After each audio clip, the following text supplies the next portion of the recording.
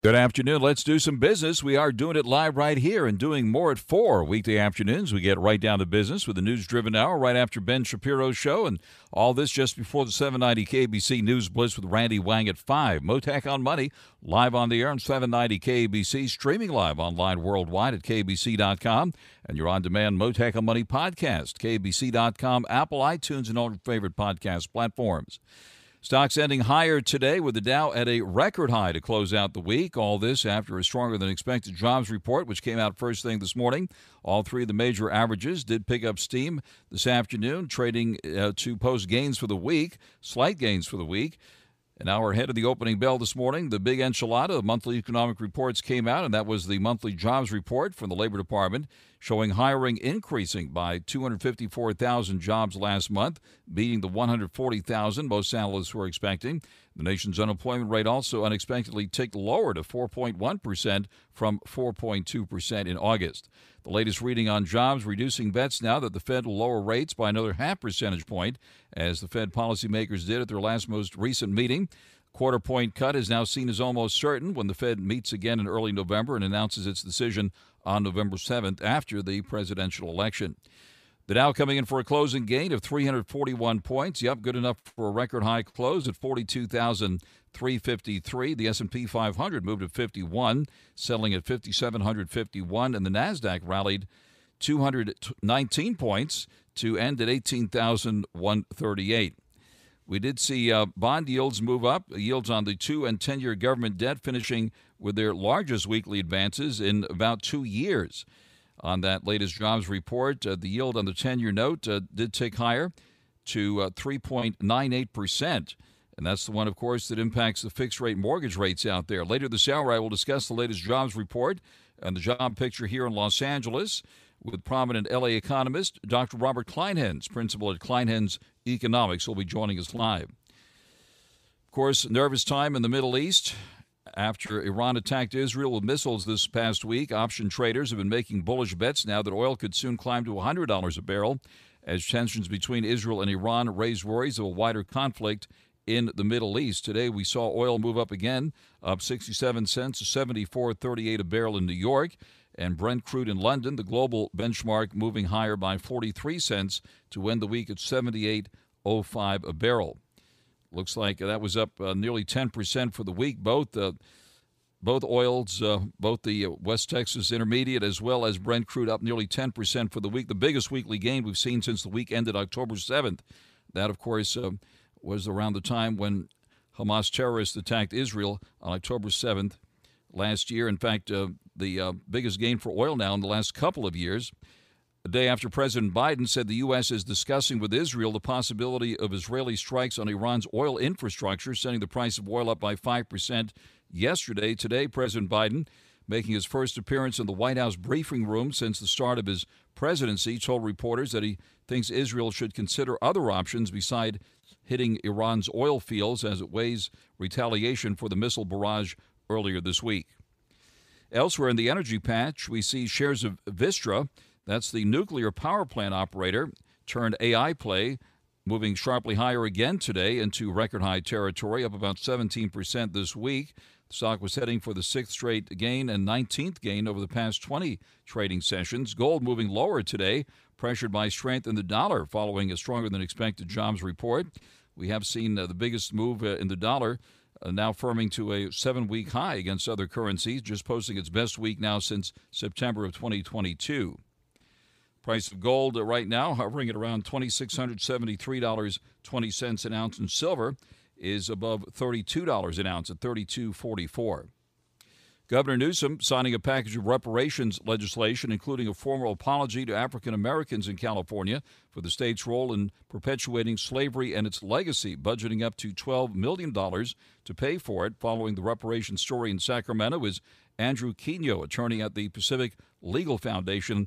He'll be joining me live later this hour. But first, on your money, the markets, the economy, and the whole works now. Joining us live to wrap up this big week is Jonathan Hoenig, Fox Business and Fox News contributor, portfolio manager at Capitalist Pig Hedge Fund, and author of the book Price is Primary, How to Profit with Any Asset in Any Market at Any Time. Jonathan Hoenig, thank you very much for coming to the line this afternoon. Frank, it's great to be with you. And look, it's all about the green, not red or blue. It's all about the green. And no matter what side of the political aisle you stand on, you've got to admire and applaud the Dow hitting a new all-time high. It's a great milestone for the index and, shows, I think, long-term, never bet against this great country. Very, very well said. And what's your reaction to that big news this morning? The jobs report, surprisingly, coming in better than expected as it did, and causing the Dow to hit a record high today. Yeah, I mean, Frank, I was glad to see it. It kind of flies in the face of a lot of the indicators in the jobs market and the employment market that had been cooling for quite some time. Yeah. Reminds me of that old saying that one swallow does not make the spring. So I don't think necessarily you can just assume the economy is on solid footing moving forward so far. What impressed me, and I should say what surprised me most, has been the reaction in the markets. Frank, we always say buy the rumor and sell the fact. Ever since the Fed cut rates, interest rates have actually been going up. The yield on the 10-year has gone up from roughly 4.6% to 5% today. So I'm still of the mind that bigger picture inflation is just we're not out of the woods just yet when it comes to inflation. Everyday Americans are feeling it. They've seen prices go up. Even home heating oil is going to be up and gasoline up once again this winter. But comes to interest rates and the dollar as well. I still think bigger picture, we're in an environment that we're going to see likely higher rates, higher commodity prices, and a weaker dollar, bigger picture. Those are some of the big trends I'm playing right now.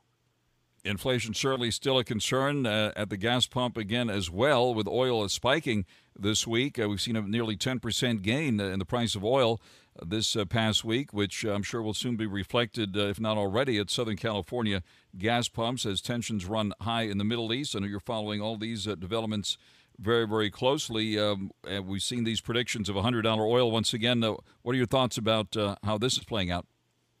I think you play this move, Frank. I really do. And even ExxonMobil, which had been a real laggard for quite some time, hit a new 52-week high today. Lots of oil-related stocks, stocks like VDE, that's Victor David, E as in energy. That's a basket of oil-related stocks.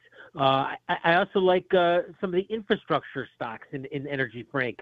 ENFR, that's E as in umbrella, N as in Nancy, F as in Frank, R as in real estate. ENFR also hit a new multi-week high. So, the big moves take time, but I still think that, when it comes to energy, we might actually ultimately be looking back at oil and saying, gee, $100 a barrel was cheap. When these big moves are underway, they tend to persist. So I wouldn't bet against oil, and I think energy is a good place to be putting money to work right now. On the air with investment expert Jonathan Honig. And what about nuclear power getting a lot of attention here, especially this Vistra name here, which has seen a big run-up. What are your thoughts about nuclear energy now? Extremely strong, Frank. And again, a pretty big turnaround from just the last couple of weeks ago. There's a couple ways I like to play this. One of which is the uranium stocks. The ticker symbol on that one is N as in Nancy, L as in Larry, R. NLR. It's just a basket of uranium stocks up quite sharply in the last couple of days. And for maybe even more advanced or sophisticated investors, there's actually a ticker that you can invest in the physical uranium itself, the physical material used in nuclear energy, SRUUF, SRUUF. So, you always want to be diversified. You always want to consult with an advisor. But I think nuclear in particular, Frank, is a great place to have some money in the energy patch right now. Isn't that something? And one of the firms looks to restart 3 Mile Island, if you can believe it, by 2028. Constellation, I believe, is the name of that firm. I believe exactly right, Frank. And the utility stocks, so many of them focused on that have exposure to nuclear energy have been extremely strong. And, it kind of goes to that point that you have to look at how markets are acting, not how they've acted in the past. I mean, you say to somebody, oh, invest in utilities. They say, oh, that's just so boring. Just get that dividend. But utility stocks in particular, names like Constellation and Vistera, as you mentioned, have been, most of them up double or even in many cases triple digits this year. All right, it looks like some of the big tech mega cap names also participated in today's rally. NVIDIA also bouncing back a couple of dollars today, just shy of 125 I see here. And looks like, let me take a quick look here. Looks like Amazon and Netflix, Tesla too, I believe, participated in the rally. What about those Mag 7 names now? Magnificent companies, will they be magnificent stocks, Frank? I have to say, I'm just simply less certain. And when you buy a stock, you're buying a valuation.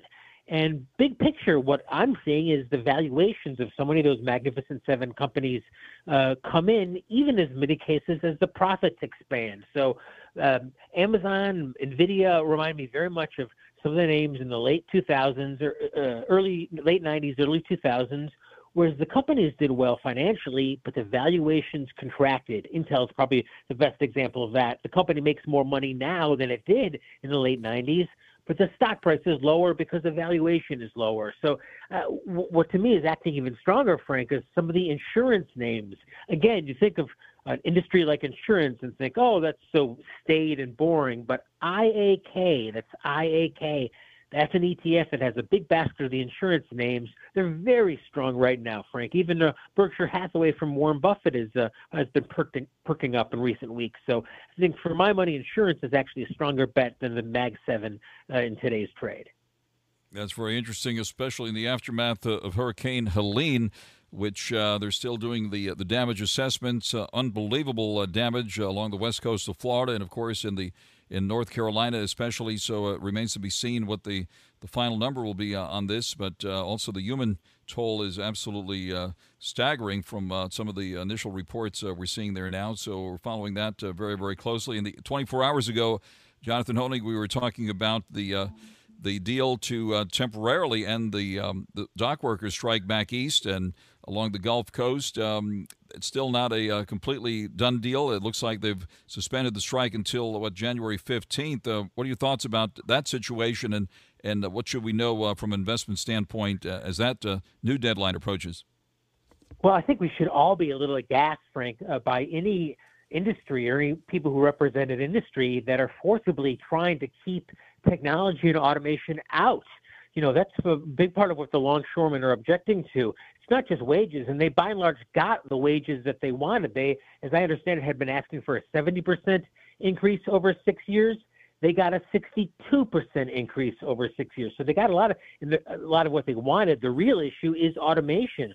Frank, we don't have pin boys anymore when we go bowling. We don't have elevator operators when we go to a building. Thankfully, those jobs have been replaced by automation. New, better jobs have been created. So I think you've got to be very suspicious by any professionals that are doing everything they can to keep automation out of the industry. That's what's always bettered our lives, improved our lives, is the adoption of that automation. So the fact that they got so much of what they wanted, Frank, though, to me says once again those inflationary pressures simply aren't over. They got nearly a 70% wage increase over 7 years.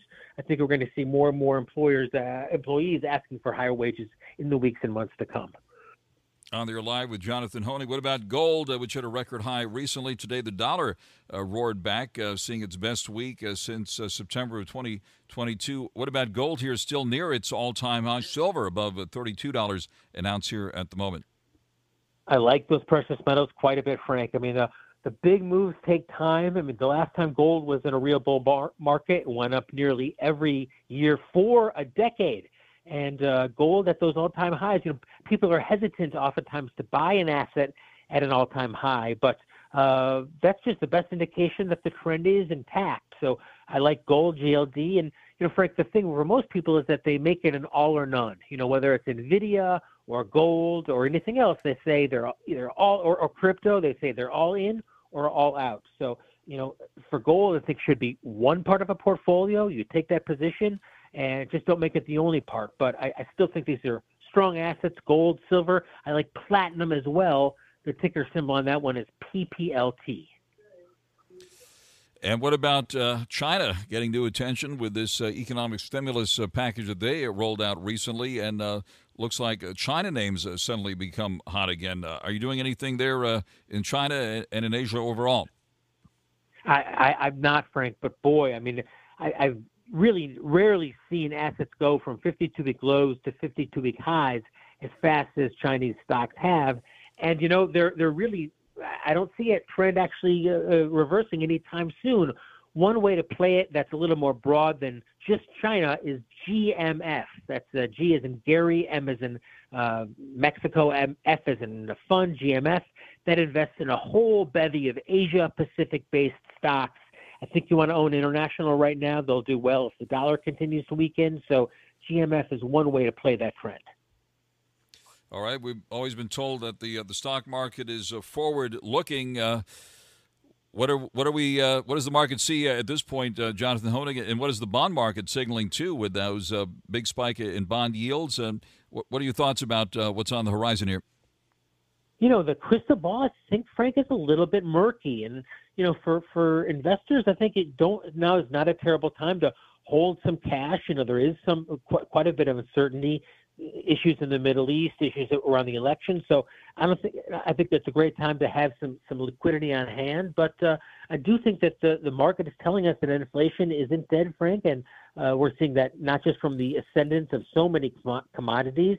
It's not just gold. Even agricultural commodities are up 20-some% this year. DBA is the ETF that tracks that market. But, I see higher rates, I see higher commodities, and I see what has been recently a weaker dollar. So I think inflation is not licked. Might seem like it's a good time to be licked considering the election is just around the corner. But I think, as we've talked about in the past, this might be more like 1975 or 1976, calm before an inflationary storm in the years to come. All right. Is the Trump trade on? Is the Harris trade on? I guess we have to prepare for either one at this point, right? Yeah, and I think as we started by saying, Frank, it's all about green. It's not red or blue. It's green. Yep. If we really want inflation to be licked, we need either party to commit to cutting spending, cutting the size and scope of government, reducing regulations. Jimmy Carter did that, and he set the stage for Reagan to be very successful in the early 1980s. We haven't seen that yet. Neither candidate is talking seriously about cutting spending. Another reason why I think you just can't get too relaxed in terms of the impact inflation's having on everyday Americans, Frank, who are struggling. Yes, the Dow is higher, but the average American's quality of life has declined in recent months, in recent years. Inflation is to blame. And with the economy, the number one issue, every poll I have seen indicates President Trump gets higher marks than the Vice President Harris on the economy. So that is certainly something to be noted, and we're watching that very, very closely. Any other specific places here, Jonathan Honig, where you're putting money now and or taking it off the table? Sure. I mean, Frank, I think a great idea for investors who want to play commodities but don't like the idea of picking individual names is buy an index. DBC, that's David, D as in David, B as in boy, C as in Charlie, DBC. It's just a big basket of commodities. And, we talk about diversification. I don't think it's just diversification between stocks. I think now is a great time. Again, don't make it an all or none. Talk with an advisor, but great time to add some commodities for a truly diversified portfolio. DBC is one idea on how to play that market. Terrific, Jonathan. Well, thank you very much for taking the call this afternoon to wrap up what turned out to be another record-shattering week with the big news today. Jonathan Honig, Fox Business and Fox News contributor, portfolio manager at Capitalist Pig Hedge Fund, author of the book Price is Primary, How to Profit with Any Asset in Any Market at Any Time. Jonathan, thank you very much for joining us live here this afternoon. Great to be with you, Frank, and congratulations on successfully going off the building. I was glad to hear about that. Over the edge, yes. We got to get you back here in Los Angeles, and great to see you back here in the studios recently. And you have an open invite, Jonathan, and look forward to seeing you again very, very soon. Be well. Thanks very much. And out to the freeways now, 790 KABC.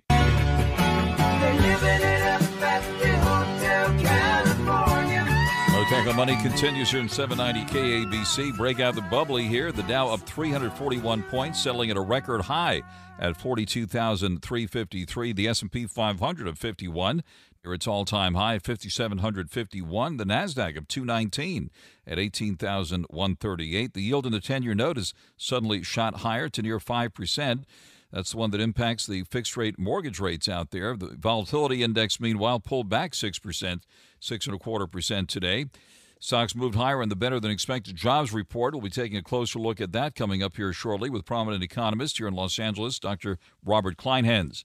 Price of gold, which recently hit a record high above 2,700, pulling back today by $6 at $2,673.20 an ounce. And silver, kissing the highest seen since 2012, pulling back at 2 cents now at $32.44 an ounce. The price of oil very much in focus, given what's happening in the Middle East. Oil moving up nearly $1 today to $74.45 a barrel. Nvidia, the magnificent one, at more than $2 today at $124 and change. We see Tesla shares roaring back today at more than $9 at $250 and change. Checking the cryptos now, we see a Bitcoin down about 200 at 62,196. Ethereum down 9 at 2,421, and Doge at 11 cents. And now the latest news for you here in 790 KABC. Mottek On Money continues here in 790 KABC. As we just heard, cheers on Wall Street today and a big sigh of relief on Main Street today with the big enchilada of monthly economic reports out today, and that is the monthly jobs report we got from the Labor Department showing hiring up 254,000 jobs created last month, beating the 140K most analysts were expecting. The nation's unemployment rate unexpectedly ticked lower to 4.1% from 4.2% in August. Following all of this very closely, one of the most prominent economists here in Los Angeles, and that is Dr. Robert Kleinhens, principal at Kleinhens Economics, director of the Office of Economic Research at Cal State University Long Beach, also research fellow, the Inland Empire Economic Partnership and Lowe Institute. Dr. Robert Kleinhens, thank you very much for coming to the line here this afternoon. Glad to be here, Frank. Thank you. Wonderful to have you with us here. Give us your reaction to the National Jobs Report, and then we'd love to hear your view of what's happening here in Southern California. Well, it's good news to hear that we added 254,000 jobs nationally from August to September. And for the year, on a year-to-date basis, we've added 2.6 million jobs across the country. I tend to look at year-over-year job changes, and we're up 1.6%. If you compare that against the last 20 years or so, which picks up a bunch of economic cycles, ups and downs, as well as the singular events like the pandemic and the Great Recession, we're growing jobs at about twice the average over that time span. So this is good news for the national economy. It's good that the unemployment rate fell by 4.1%. But the marker there that we need to keep in mind is that the long-run sustainable rate of unemployment for the nation is about 4.4%, 4.2 to 4.4%. So arguably the labor market is still running a little bit hot. And so we may see that unemployment rate rises marginally in the months to come. But here in California, the noteworthy thing is that we started off kind of weak at the beginning of the year with job growth. But as we move through the year, we've seen job gains accelerate. So, for example, for the month of August, we saw that in California, the rate of job growth was about 1.6, 1.7%, which was quite a bit faster than earlier in the year. In February, it was about 1%. So even though the unemployment rate's a little bit higher than it is at the national level, it does look like the California economy is picking up steam. That is encouraging. And what sectors are fueling that growth here? Well, here in California, much of the job gains are concentrated in a handful of very large sectors. Healthcare is one of them. Government is also adding jobs or has added jobs over the year. Leisure and hospitality is up, so that's a reflection of our tourism industry that's recovering, and the fact that people continue to increase, consumption of services that they weren't able to participate in during the pandemic. And we're also seeing some gains in education and construction. So there are actually more industries that are adding jobs right now in California than losing jobs. That's a good sign. The big problem that's also, a problem for us in Southern California, information is still weak, largely because of what's happening in the motion picture and sound recording industry.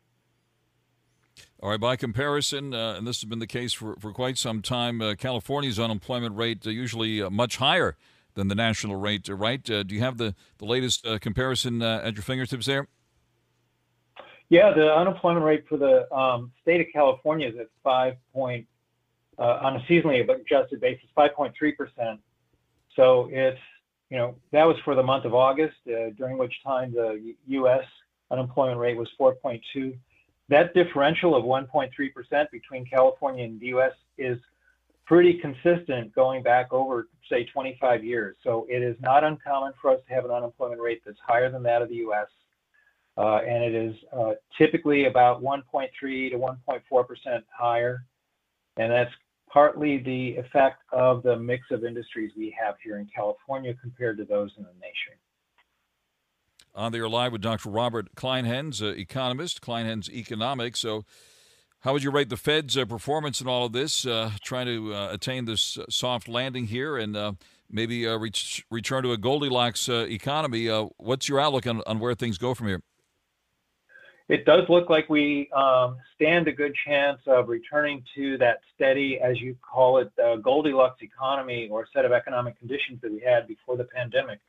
Let's remember that before the pandemic, we had the longest peacetime expansion on record for the U.S. economy, and that it was marked by steady job growth. It was marked by low inflation, actually very low inflation and very low interest rates. And so that's why we have called it the Goldilocks economy historically. So we may achieve that. Now, with today's jobs report, we've heard a few commentators say, well, gee whiz, the Fed should now be raising rates, not cutting rates, because the economy is overheated. Drawing that connection from job growth, which has been very good, to inflation, or job growth to wage growth, and then to inflation. Certainly there are connections, but right now it appears that inflation, as we've been measuring it through the CPI and so on, is largely dependent on what's happening with shelter housing costs and the trajectory they're taking. As we move into 2026, those should level out. They should drop some. So I think that inflation is going to stay well anchored, as economists say it, or inflation expectations stay well anchored going forward. I don't think this pickup in job growth and wage growth that we saw today is going to trigger a flurry of inflation. I think we're in good shape. On the air live with economist Dr. Robert Kleinhens, and among your credentials, former associate deputy chief economist there at the California Association of Realtors. You're also an expert on real estate here, and given the spike in the yield on the 10-year note, which impacts the fixed rate mortgage rates, which were doing pretty good up until today, a big spike back up near 5% for that 10-year note yield. And what do you see ahead here on the real estate front? Yeah, well, so we're going to see that mortgage rates, or I should say interest rates in general, and mortgage rates in particular, are going to respond to this kind of economic news that we got today. So I think, and do keep in mind, of course, that the market's kind of already factored in the rate cut, the 0.5 percentage point rate cut that the Fed undertook at the end of September. I still think we're probably going to be looking at rates that are going to fall over the next couple of months. I should say the Fed funds rate is going to fall over the next couple of months. So I think that the housing market in California is going to benefit over the next several months from lower mortgage rates, despite what happened today with the 10-year. So that doesn't mean that the housing market's going to take off all of a sudden. It just means that the market's going to show some improvement. But keep in mind, we're moving from the busy season to the off-peak season here in the month of October. Home sales are typically very weak from October to about February. So we should see a little bit of a lift in sales. But the big problem there is that the supply is so very, very tight. And so I still think there are a lot of challenges ahead for the housing market, but it should improve some. Dr. Robert Kleinhens, principal at Kleinhens Economics. Always great to have you with us, and hope to see you at one of the big business conferences again in the near future. I remember many businesses rely on your forecast to plan their year ahead. It's hard to believe we're winding 2024 down, and it's going to be economic forecast season pretty soon, and hope to see you at some of our big upcoming events. Dr. Kleinhens, thank you very much for joining us live here this afternoon. Yes, very good. Thank you, Frank. All right, have a great weekend, and right out to the freeways now on 790 KABC.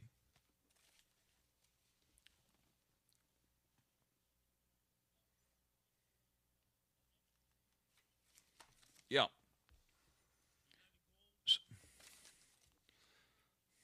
Beep.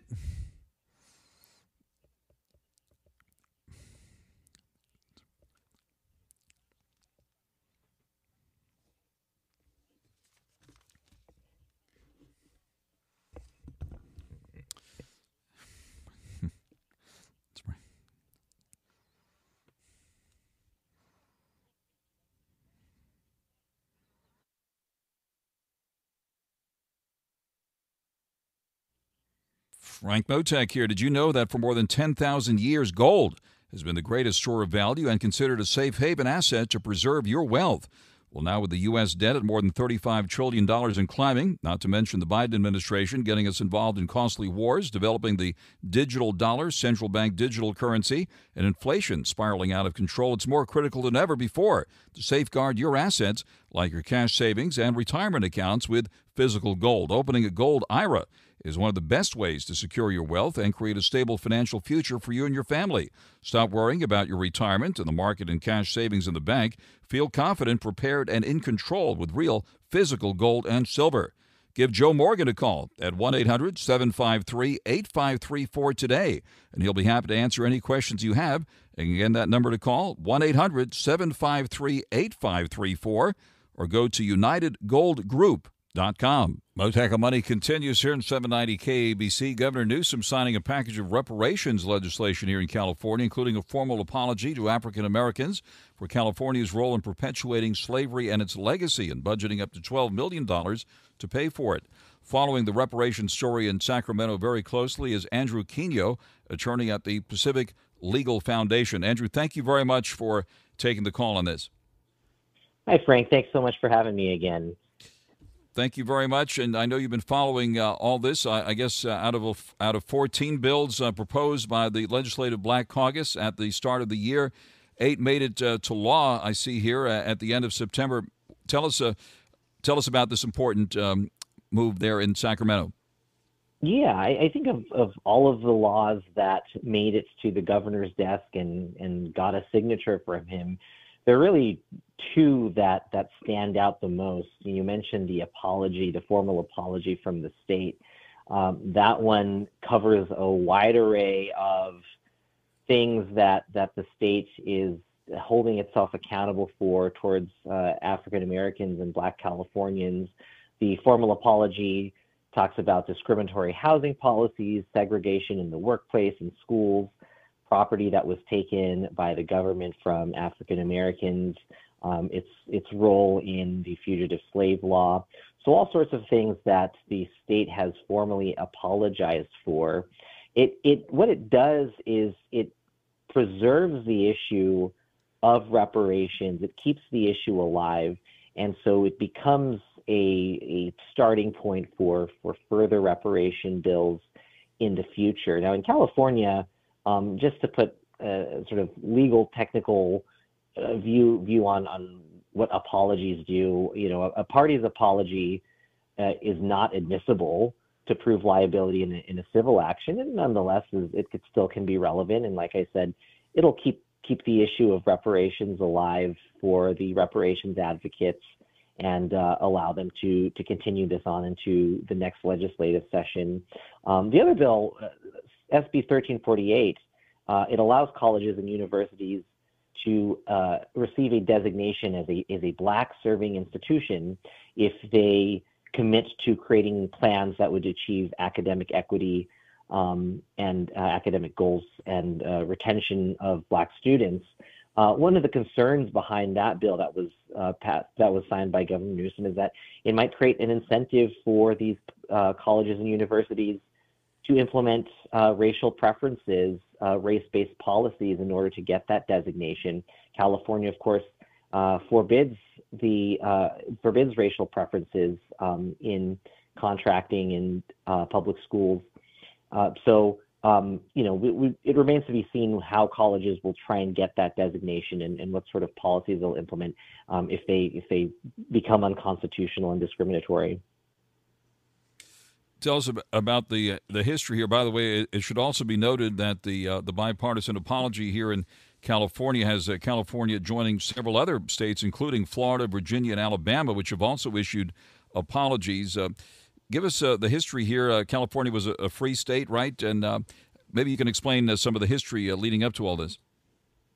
Yeah, so California was admitted as a free state. So the expectation by reparations advocates is that individuals or residents in a very diverse California will be asked to be held accountable and compensate for a history that they were not responsible for. And when you consider the vast, diverse immigrant population of California, then you have even more folks who don't claim any heritage to the horrors of slavery and the subsequent discriminatory actions in California. So it gets rather complicated now. Nonetheless, despite this lack of connection to slavery that California has, Governor Newsom enacted 2 years ago, or rather 4 years ago, is in 2020, this reparations task force. This task force was tasked with coming up with recommendations for reparations. They had several meetings and public hearings that culminated ultimately in a 1,000-page report that had numerous recommendations for what type of compensation to provide to descendants of enslaved persons, including cash compensation. That was ultimately winnowed down to a package of bills that included an apology, the universities getting the designations as Black serving institutions, all sorts of things. And ultimately, what came out of those recommendations was winnowed down to those few things. And no cash compensation. It's something that could still be brought up again in future legislative sessions. In fact, reparations advocates have said that they're going to persist and try and get some of these bills through that didn't make it through this first go around. So it's not an issue that's going to go away. I think when you consider the political unpopularity of cash compensation and reparations in general, there's going to be a challenge for reparations advocates to try and renew some of these bills that Governor Newsom vetoed. One of which was the compensation for property that was taken through racially motivated eminent domain. Governor Newsom vetoed that bill. That was one of the major bills that reparations advocates wanted to push forward. So there's a strong likelihood they're going to renew that at the next legislative session. Fast forward to 2024. I see California voters will decide a ballot measure next month in November that would eliminate involuntary servitude, which is still on the books here in California. What do we need to know about that one?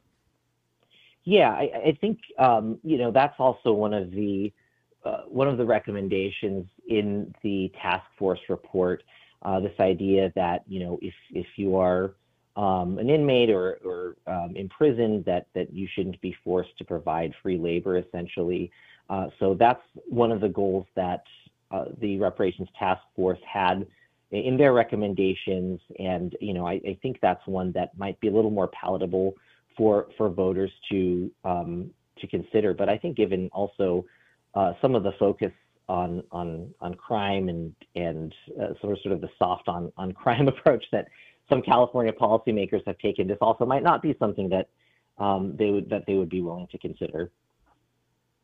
Certainly appreciate your following all these very interesting developments closely with us, and we're going to be relying on you to continue to do so.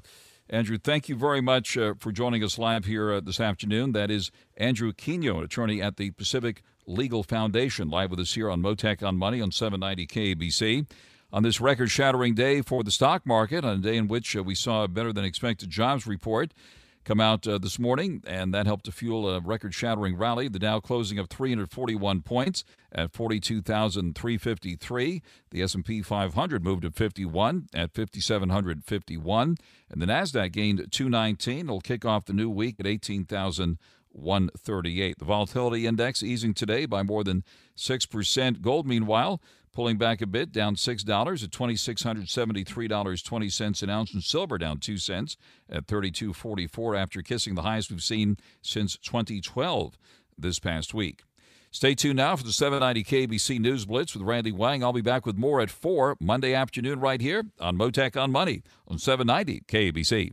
Every week, Michael Rosenbaum is getting deep with someone new on the Inside of You podcast. Actor James Marsters. Are you somewhat content? Do you still stress a lot? If anything, I feel guilty that I have it so good. If you make the decision to be an actor, the deal is poverty. I don't understand. How did I get here? You know? And the answer, how did I get here, is really one audition one day for Buffy the Vampire Slayer. Inside of You with Michael Rosenbaum, wherever you listen.